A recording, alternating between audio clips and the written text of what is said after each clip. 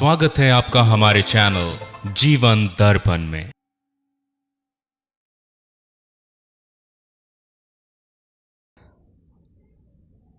जय श्री राम। कौन नहीं जानत है जग में, कपि संकट मोचन नाम तिहारो। हनुमान जी के लिए कहा जाता है कि वे धरती के साक्षात देवता हैं और यहाँ सशरीर मौजूद हैं। अगर हनुमान जी जीवित हैं तो आखिर रहते कहाँ हैं? आइए इस पर चर्चा करते हैं। हनुमान जी को धर्म की रक्षा के लिए अमरता का वरदान मिला था।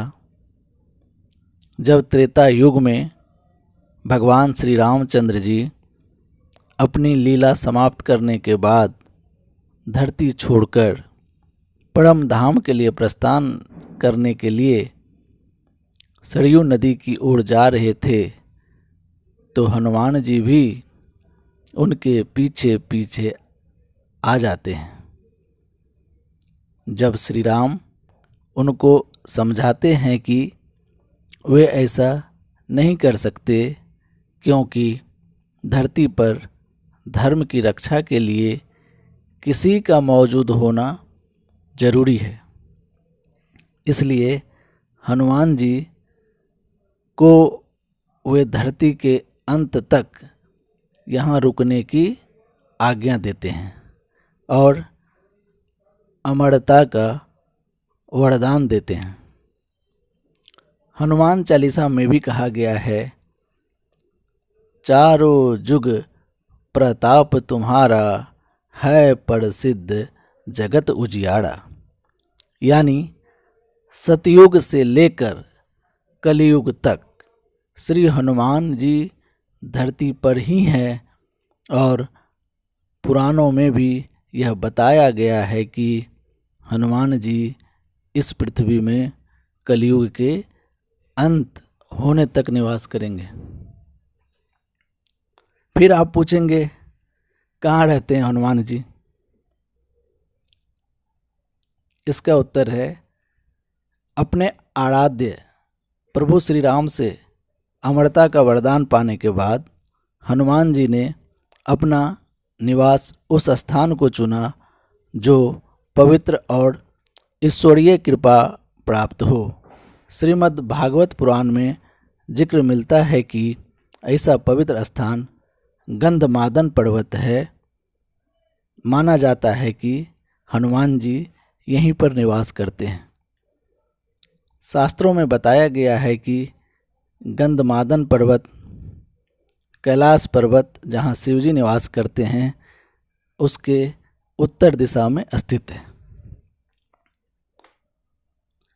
एक और बात, मंगलवार के दिन ही क्यों की जाती है हनुमान जी की पूजा? पौराणिक मान्यताओं के अनुसार चैत्र पूर्णिमा मंगलवार के दिन बजरंगबली का जन्म हुआ था। इसी वजह से उनकी पूजा के लिए यह दिन समर्पित होता है। यही कारण है कि मंगलवार के दिन हनुमान जी का व्रत किया जाता है।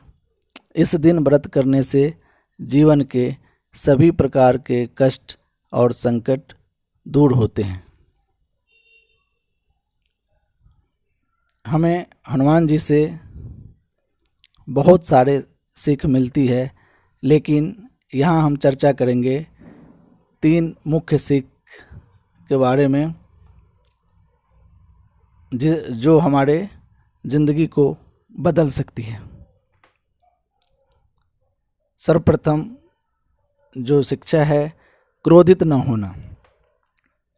हनुमान जी को पूरी रामायण में क्रोधित होते हुए नहीं देखा गया। बड़ी ही विनम्रता से हर कार्य को संपन्न करना उनका सबसे खास गुण था, जिससे लोगों को सीखने की ज़रूरत है।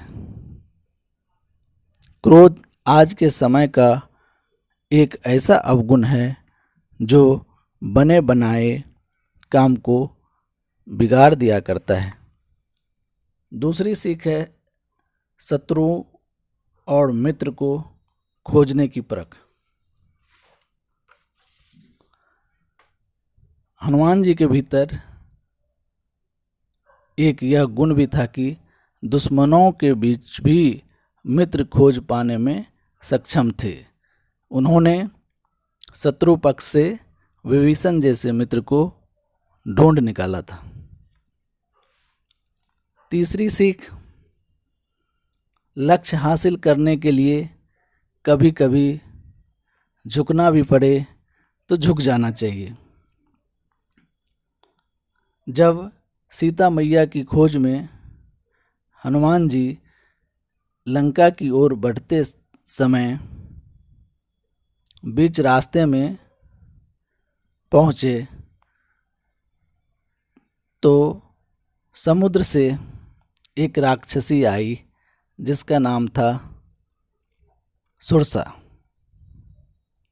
उन्होंने रास्ता रोक लिया और उनको खाने की जिद करने लगी।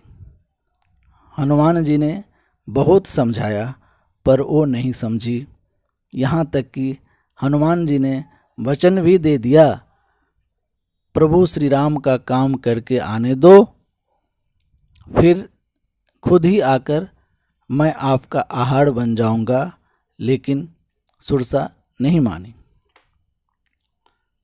सुरसा ने हनुमान जी को खाने के लिए जैसे ही अपना शरीर बड़ा किया, हनुमान जी अपना शरीर सुरसा के शरीर से दुगुना कर लिया। फिर सुरसा ने अपना शरीर और बड़ा किया। इसी तरह हनुमान जी ने फिर अपना शरीर बड़ा किया। सुरसा ने फिर अपना शरीर बड़ा किया। तब हनुमान जी समझ गए कि ये मामला मुझे खाने का नहीं है, सिर्फ अहम का है। उन्होंने तत्काल सुरसा के बड़े स्वरूप के आगे खुद को छोटा कर लिया और उसके मुंह में घूमकर निकल आए। सुरसा हनुमान जी के इस बुद्धि पराक्रम से काफ़ी प्रसन्न हो गई और लंका जाने का मार्ग प्रशस्त कर दिया। हनुमान जी के इस उदाहरण से हमें सीख मिलती है कि जहाँ मामला अहम का हो वहाँ बल नहीं बुद्धि का इस्तेमाल करना चाहिए।